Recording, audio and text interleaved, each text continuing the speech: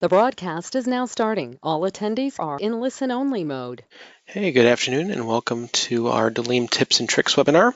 My name is Alex, and I will be presenting today on TWiST and Kibana integration. Before we get a few notes on GoToWebinar, there is a zoom button in the upper left-hand corner of the main window that you can use to shrink or expand my screen as needed if my screen's a little too big or small. There is also in the GoToWebinar control panel a questions box where you can type any questions that you might have. If something particularly pertinent to a point I'm discussing comes up, I may pause to address it. Otherwise, we typically do a full Q&A at the end of the session. As mentioned, this is part of our monthly Dalim Tips and Tricks webinar series. We do a Dalim webinar the third Wednesday of each month. Typically, as soon as we know what we're going to be doing for the next month, we'll place information on our website at blanchardsystems.com/events. So be sure to keep an eye on that. In addition, I don't have a slide, but we do have Dalim's Duo conference coming up in April. It will be April 25th to 27th in Denver.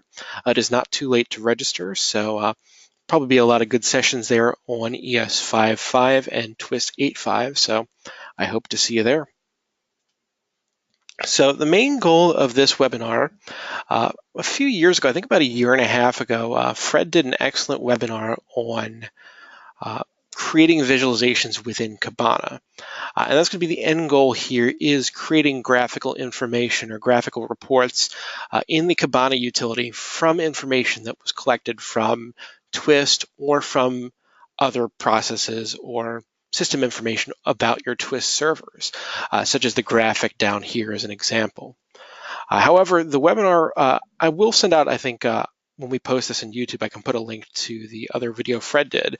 The focus on this video is going to be more on showing you how to get that information from TWiST into Elasticsearch so you can use it in Kibana for these visualizations. So this is going to be fairly code heavy and a little more under the hood than focused on the visualization specifically. This webinar does owe a great debt of gratitude to Dalim. It's based very heavily on, there were two presentations they gave at their worldwide technical meeting in 2016 and 2017. I've taken some of the examples they created there as a base and expanded on top of those with a few of my own thoughts.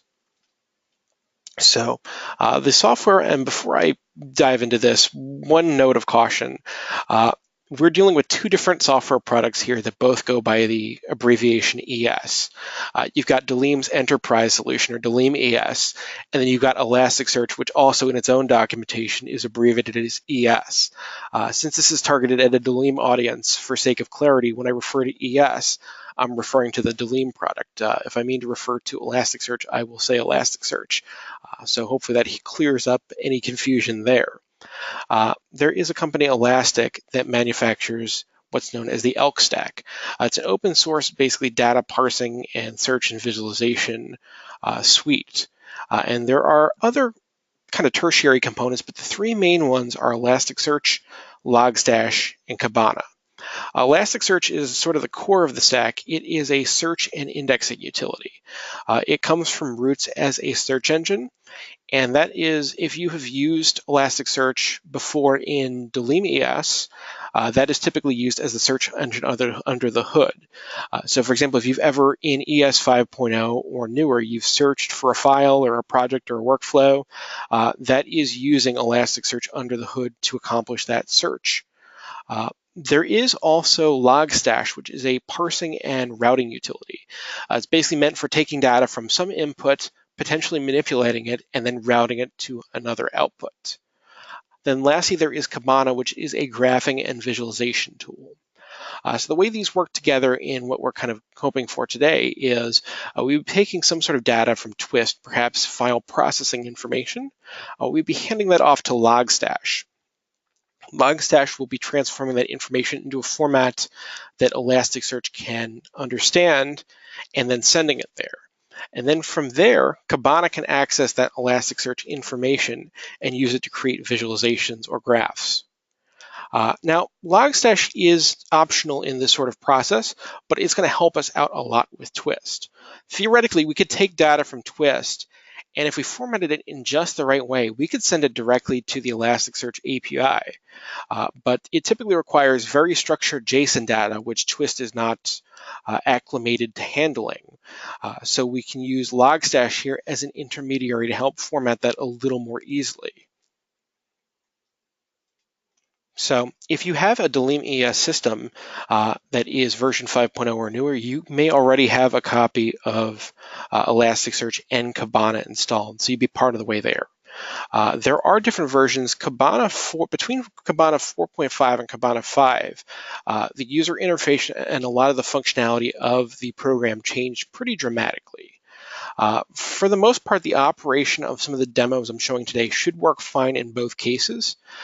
There may be some minor tweaks. I tested this on Kibana 5.5, so there may be some minor tweaks needed to get it to run quite the same way on Kibana 4.5. But if you have a Dalim ES 5.0 system that would have pre-installed Kibana 4.5 and Elasticsearch 2.2, in Dalim ES 5.5, which is due for release very soon, that will include Kibana 5.5 and Elasticsearch 5.5. The Dalim ES version isn't tethered necessarily to a specific version of Kibana and Elasticsearch. That's just simply what's included with the installer. We do have some customers who have, for example, dedicated Kibana and Elasticsearch servers that are running Dalim ES 5.0, but newer versions of Elasticsearch and Kibana. If you're trying to figure out pretty graphically, this should tell you, based on the difference in UI, which you're running. Now, you will need, in order for the demos I'm presenting today, you will need to install Logstash. The version should correspond to the version of Elasticsearch you have. So if you're running ES 5.0, Dalim ES 5.0, you'll want Logstash 2.2.3. If you're running Dalim ES 5.5, you'll want Logstash 5.5. You can get these, Elastic does move builds very quickly. So if you want the specific versions that match, you'll probably have to go to the past releases page on their website as shown here. From there, you can download an RPM and install it pretty typically.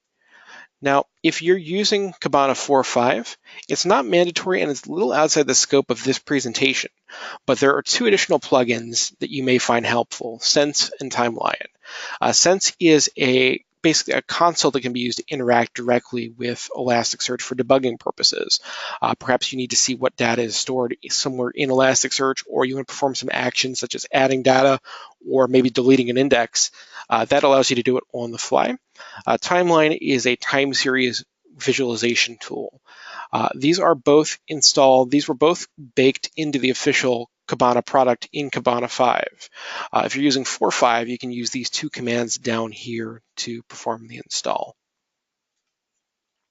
If you have just a standalone TWiST server, you haven't done anything with Elastic and Kibana in Dalim ES, I would just go for the newest version that Elastic offers. I believe Kibana and Elasticsearch 6.1 were released maybe about a month or two ago, and you can download the latest RPMs from their website.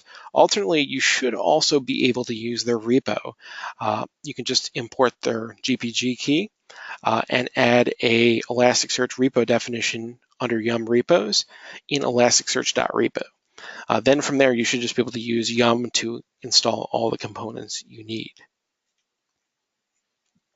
If you're installing from scratch for either of these components, there may be a few other optional configuration choices you may want to make.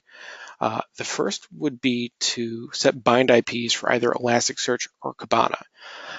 There are lines in the configuration for both of these that control which network adapters they allow traffic from. By default, it's set to localhost so that Elasticsearch and Kibana will only accept traffic from the server that they're being run on from 127.0.0.1. You can tweak these lines to specify which network adapter it's bound to, the running application is bound to. You can put either a specific IP, or if you put 0.0.0.0, it'll open it up to traffic from anywhere. Personally, from Kibana, you'd probably want to open that up a little more so that you can access that. That is web-based.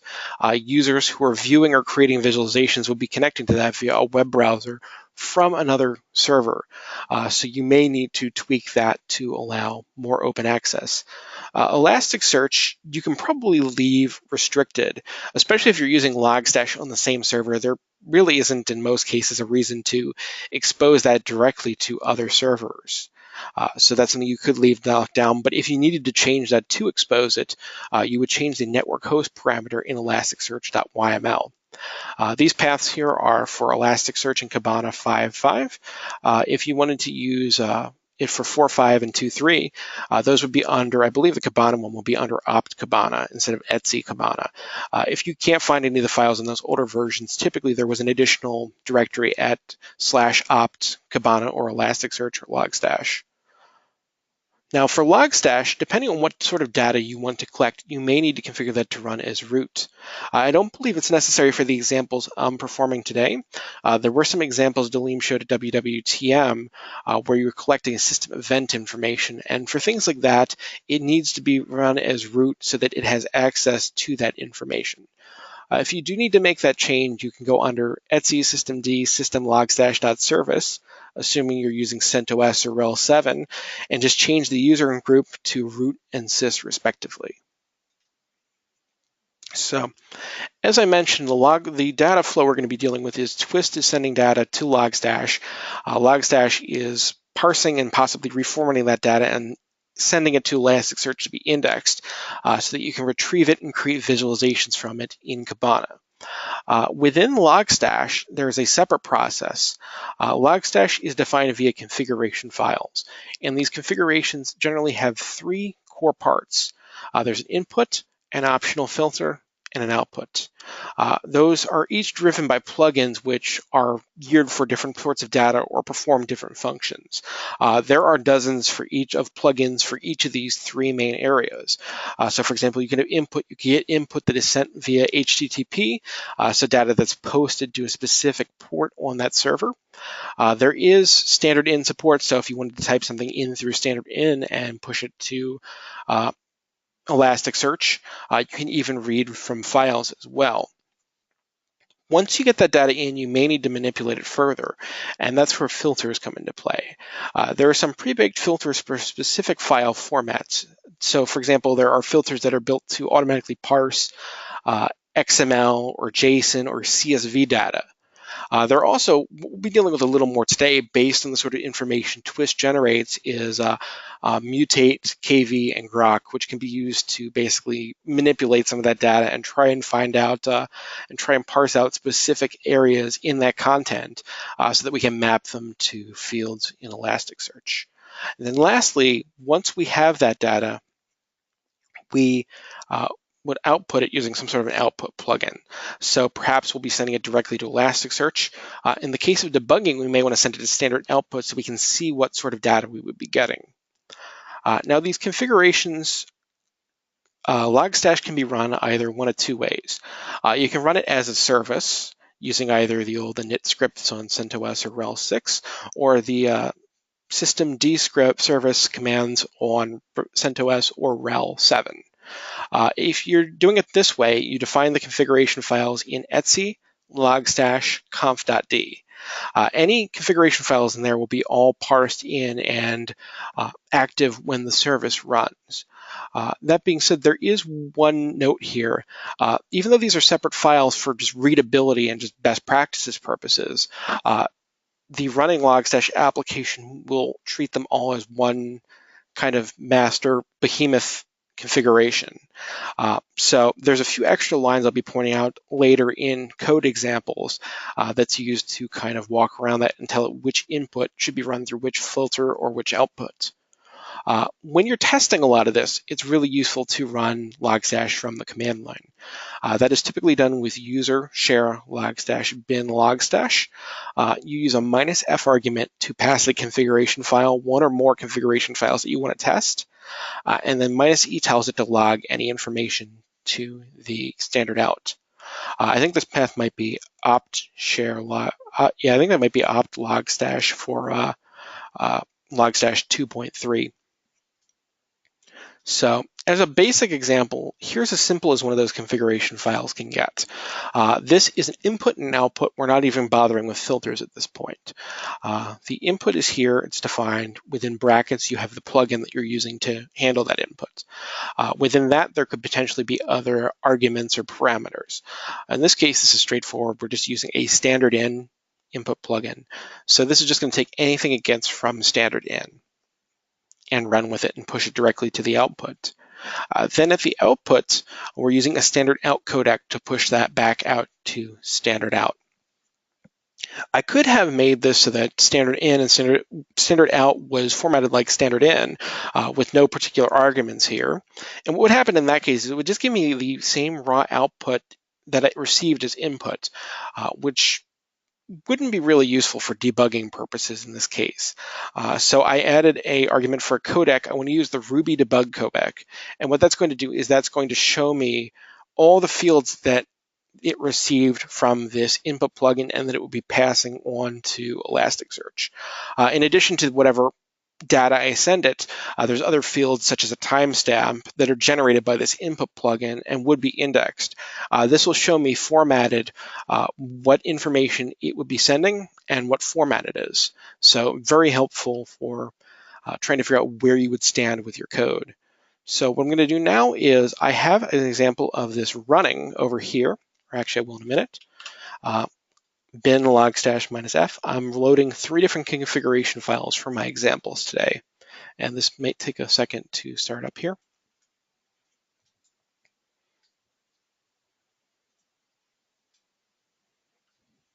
So when this comes up, anything that I type into standard in this terminal here is going to immediately be printed out to the same terminal on standard out. So if I type hello world, you'll see now I get, and if I hadn't used the Ruby debug codec, I would have simply gotten hello world back out with a timestamp affixed to the front of it. However, this shows me the host that my request came from. I have a timestamp. The message field contains the message I just sent. So anything I type in there gets stored as the message.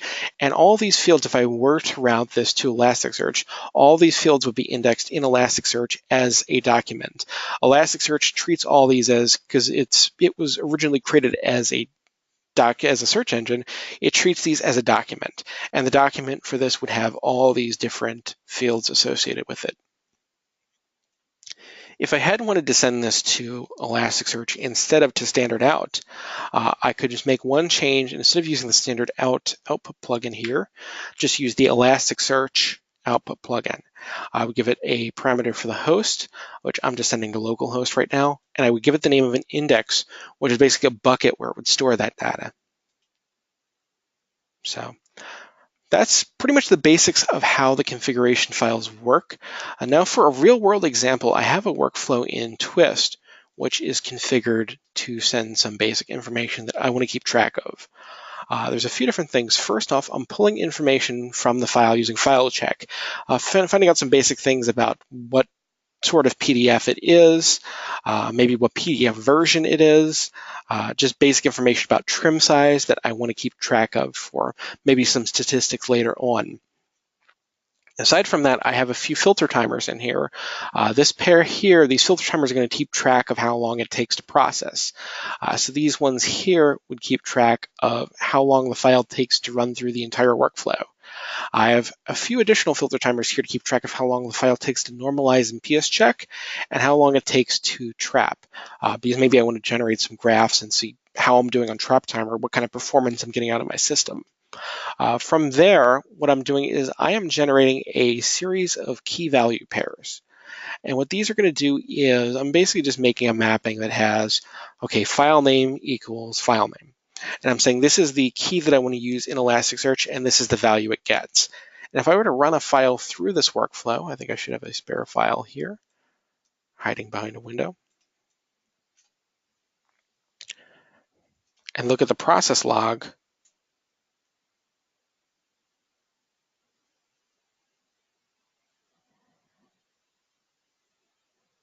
might take this thing a minute to come in.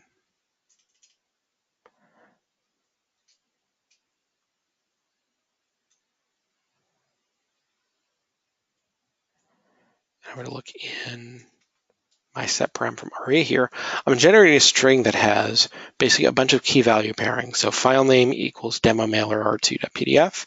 Here's my trim box height and width. Here's how long it took to run through the workflow. Here's how long in seconds it took to trap. And just basic information about who created the file, but it's all these key value pairings. And since I'm defining this up front and creating this in a set param, I can control how it's formatted and build it to the specifications that I can use in Logstash and convert more easily for Elasticsearch. I'm then taking that string, which I generated here, and I am curling it to port 25827 on my server. And the reason I'm doing this is I'll show you the config file I've configured to parse this. What this config file is going to do is it's going to start with input. I'm defining an HTTP input on port 25827. I just picked some port way out of the way there. And I'm tagging any input that comes in on this port as related to this TWiST KV, which is the name of the specific demo I'm doing right now. This is because, again, all the config files, if you have 3 or 4 or 5, they can be separated out for readability purposes, but they're all treated as one just massive file. So I need to know which filter and output are related to this specific input. I have another check here in my filter, which makes sure it's pulling this information in. From there, I'm using a plugin called KV, which is meant to filter out these key value pairs and convert those to fields for Elasticsearch. I am also making a few additional tweaks here just to massage the data a little more. After the key value filter, there is a second filter plugin called Mutate, which allows me to manipulate that data a little further. So this data is going to first, it's going to remove a field called headers. This HTTP input that I'm using up here is going to generate some info of its own separate from just what I give it. So information about like the IP address it's running on, the port, the host names. Maybe I don't need all that for my specific purposes, so I'm just going to remove that. I've also made the decision to, there's a few different fields I'm sending. So for example, trim box height and width, and time for the PS check, trap, and workflow. I want to define these as numbers. By default, anything that gets parsed through this key value filter is going to be made as text. I want to convert that to numbers. So I have specific parameters here for each of these fields that I know I want to be either a floating point number or an integer. So once I've done that conversion, I've taken it in, I've split it into key value pairs, removed some extraneous fields, and done the conversion, I'd route it to this output. And this output is going to send it to Elasticsearch in an index called TWiST KV. So these key value pairs, the way they work is I could literally just go to a terminal here and post a string to this address. So I have curl -x, post -d, and these are just arbitrary values. So some key equals some value, some other key equals some other value. And you'll see over here, it just pushed to, I have a standard out one here for debugging. I've got my timestamp. I've got my message, which shows me all the key value pairs, the entire message I sent. But you've also got the some key field and the some other key here with their matching values, so that those were split out and those can now be separated in, those are now separated out and they can be sent to Elasticsearch. So another example of how that would look through TWiST, I just sent a file through a few minutes ago while we were doing that example. You can see here that it generated a whole bunch of information for that file. And this is actually color coded, so I can see, for example, this purplish, bluish kind of thing here, this number, that is a number. Anything yellow here is text, so it's a string basically. So I can use this Ruby debug output format here just for testing and see exactly what I would be sending to Elasticsearch if I used this data here instead of just standard out. So once I push this data in, I do have my service stopped right now.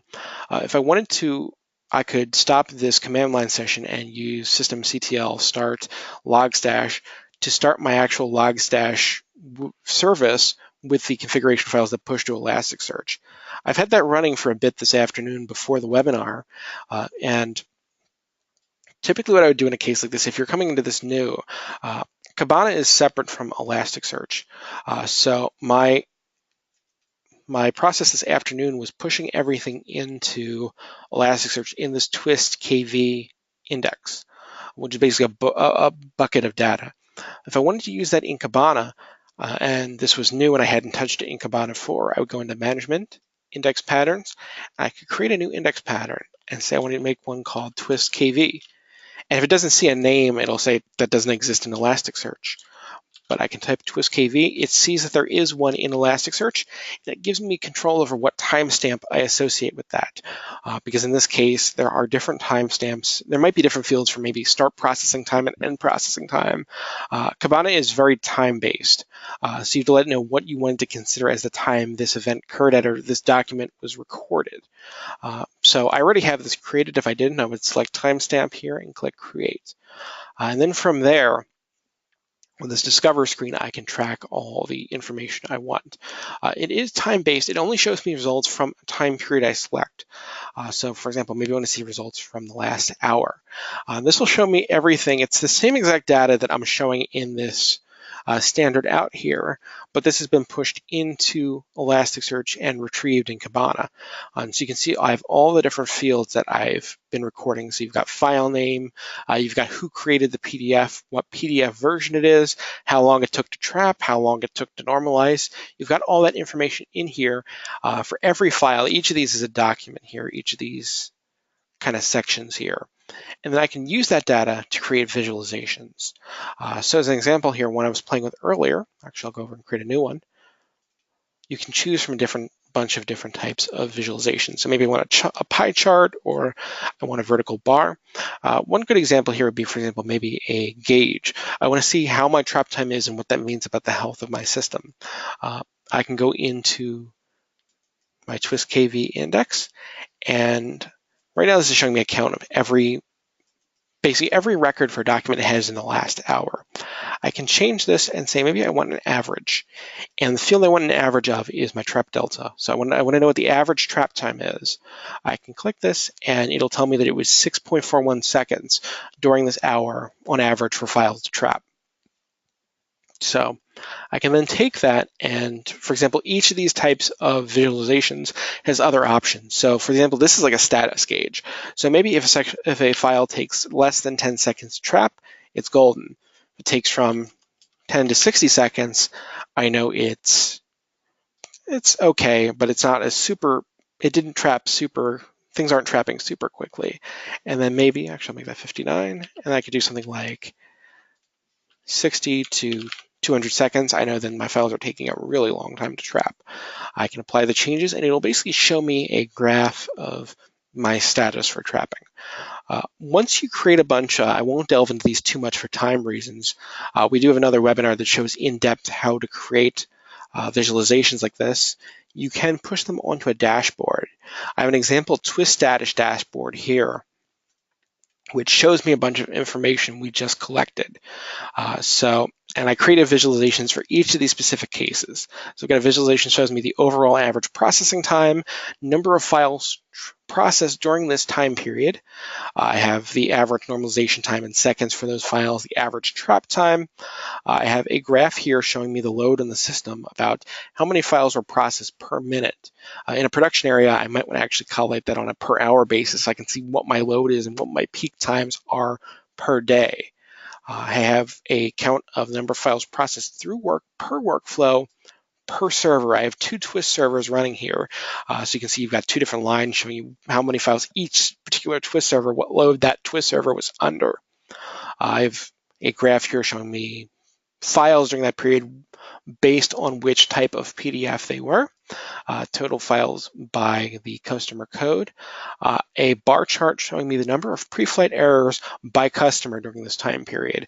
Maybe I've got one customer who I take a look at this, I'm trying to find out the status of my system, and I find out that one customer has a unusually high number of pre-flight errors. I could use this to see what's happening, or maybe they have an unusually high number of files that are taking a long time to trap. I can basically see at a glance where my system stands, and I can see based on a specific time period. And these numbers will automatically update based on that time period. So if it changes, for example, to 24 hours, it's going to take a minute to think, but it's going to then, all these should update for including my testing yesterday evening to show me that based on, I've had 416 files, for example, since this time yesterday. And you can even use specific times if you want to choose a specific time, so maybe 2 p.m. Monday to 7 p.m. Wednesday. You can pick arbitrary values in here as well, and these will all auto-update. So I did have one other thing that I will mention. It's a little out of scope of the webinar to show, but perhaps in a situation like this where you're trying to have a dashboard that shows you at a glance where your entire system stands, I do have some available memory and CPU usage statistics down here as well. These are collected not through Logstash. There is a separate add-on for that Elastic makes called beats, and they're pretty much pre-configured modules that are designed to collect a specific type of information. So they have network beat, which is meant to collect network usage information. They have what I'm using here, metric beat, is one that's pre-configured to grab a whole bunch of system performance information. And I took that information, I basically just had to install it on my server and point it to an Elasticsearch server. And then they had some pre-baked examples that show, for example, available memory, total memory during this period on average, CPU usage, and some graphs showing me processor performance and memory performance. So you could build something like this if you wanted to be able to see where your TWiST system stands at a glance very quickly. So that's about the basics of all I'm going to get into really as far as creating those visualizations or dashboards in Kibana. If that's something that you would like to learn more about, there is a webinar. It is on our YouTube channel. I think it's from maybe August 2016. So be sure to, actually, I think it's August 2017 maybe, but be sure to check that out. There are, I know we're running tight on time, there are 2 other examples of different ways you could extract information from TWiST, separate from these graphs that I'm going to show real quick as an alternative to just this key value pair. So I'm going to try and go through these a little more quickly so I don't spend too long here. That's kind of the main example. There's a second example I have here where perhaps I want to parse the entire TWiST table. Maybe I don't want to just send 5 or 6 different fields in a curl command manually. Maybe I wanted to pull everything out of the TWiST table. I have another workflow here, and what it's going to do is this workflow at the end, instead of sending stuff manually by generating that key value string, I have a show memories here, and this show memories is set to dump everything in my TWiST table into a text file. I was playing around with the different formats. The one I got working the best so far was text. And what that would give me is that then I'm taking that file, that would give me a text file, which I am then curling to, actually have another port open on Logstash, and I'm curling that file directly to the server. This file is going to look something like this. It basically gives you the word TWiST table, and then there is a key value pair in here for each of these items in the entire TWiST table. So if I want to push in a lot of information quickly, I can do that. The formatting for this looks a little different in Logstash. I've got the same HTTP kind of inputs. I'm using a different port here, and I'm tagging anything that comes into that port with my TWiST table tag, so I know it's related to this specific example or this specific input. Then for anything that matches, I'm using mutate to once again remove my header field. It's a bunch of extraneous information, which for today's purposes, I don't need. And I'm using a gsub to do basically pretty much simple find and replace in this file. So it's going to take the TWiST table at the beginning of this file. It's going to remove this and replace it with a quote. Then what it's going to do is around here, it's going to remove the spaces around that equals sign and add in an extra quote. The reason I'm doing this is because I want to escape, because you've got some things in here like the creator that have spaces in them. I'm using the same kind of key value parsing here. So I want to format this to be a little more traditional of a key value pair. So what this will do is when this is pulled into Logstash, it ignores all line breaks. So essentially what would happen is you would have one loose quote out here, but then everything else in here would be pure key value pairs.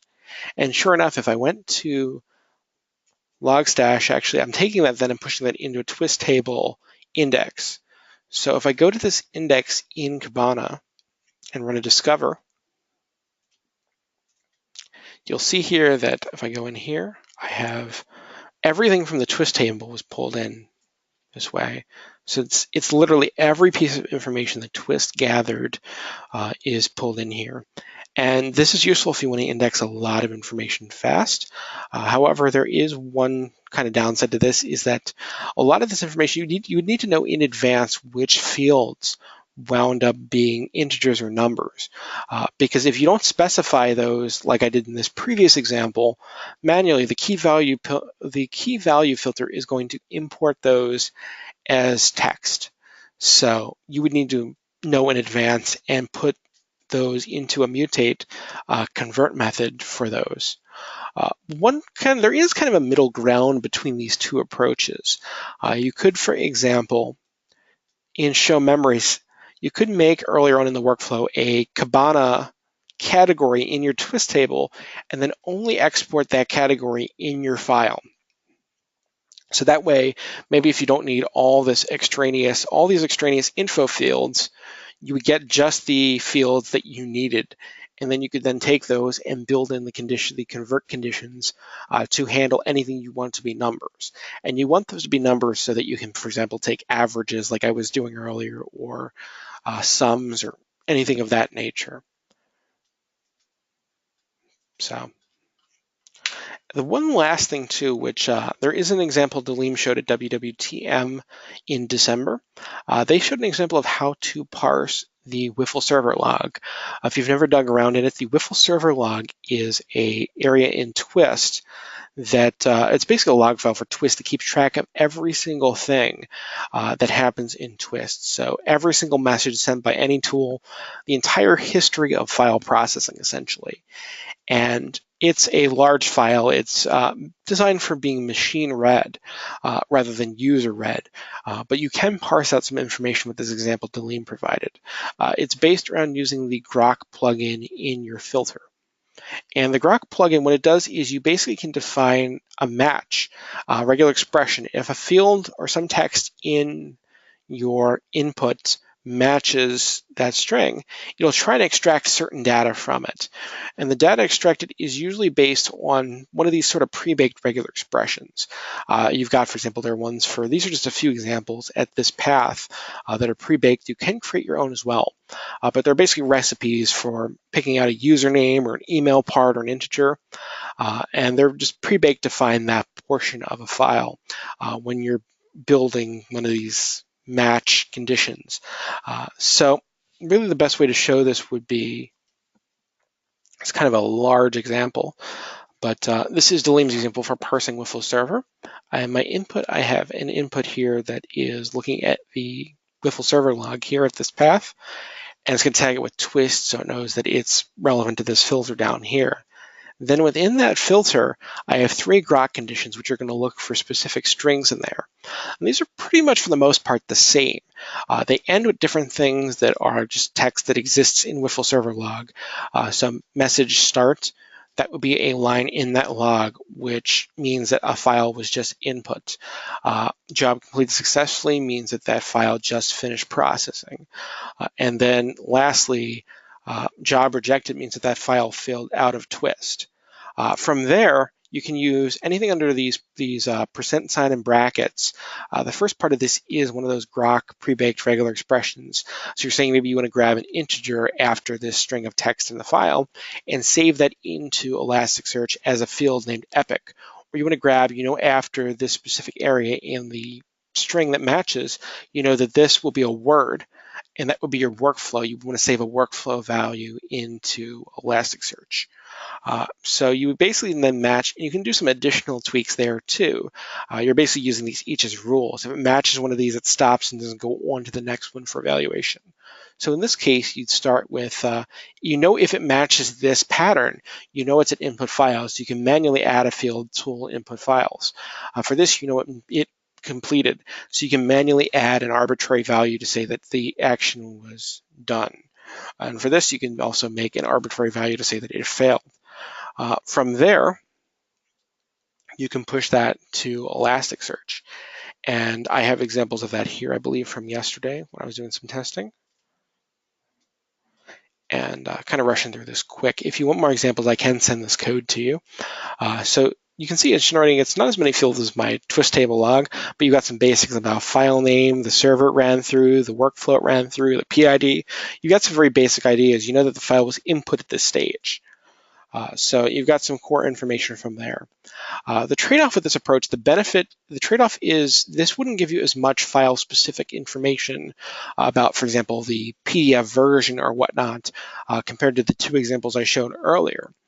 However, this doesn't need any code entered into individual workflows like those two examples.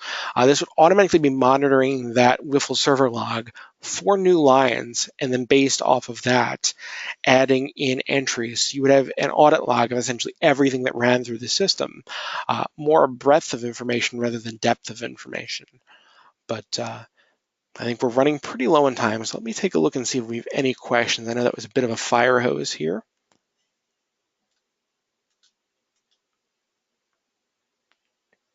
So I do see one question asking about security. Is there any way to secure these plugins? And essentially for Elasticsearch, I would stick to, if you're using an a Dalim ES install, I would stick to leaving that maybe just restricted to a specific host.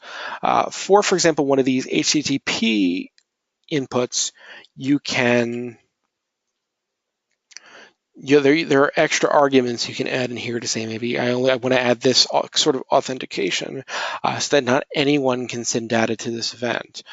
Furthermore, there are ways you can restrict to add logins for example, you can make it so that you can't just hit Kibana on port 5601. You can make it so you have to authenticate. So there are some options there. I don't have examples on those right now, but I can send those to you. I don't think I see any other questions here. Does anyone else have a question?